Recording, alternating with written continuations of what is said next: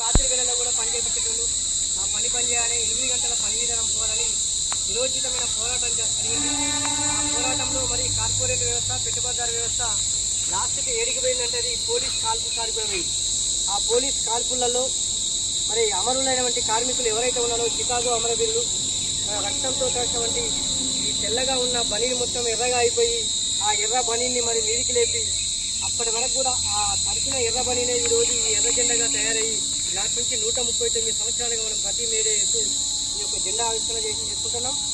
ఈ మేడే స్ఫూర్తితోని అంటే వాళ్ళు చేసిన త్యాగాలు వాస్తవానికి మనం అంత పోరాటం చేయలేము, ఆ విధంగా చేయలేము.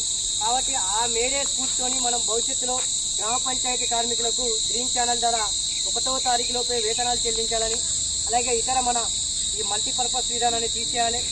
ఇతర మన డిమాండ్లు ఏవైతే ఉన్నాయో అవన్నీ కూడా ప్రభుత్వం స్పందించేంత వరకు కూడా మనం పోరాటం చేయాలి. ఆ పోరాటంలో భాగంగానే ఈరోజు 139వ మేడేని మన రెబ్బెన మండలం గ్రామ పంచాయతీలో మనం నిర్వహించుకుంటున్నాం.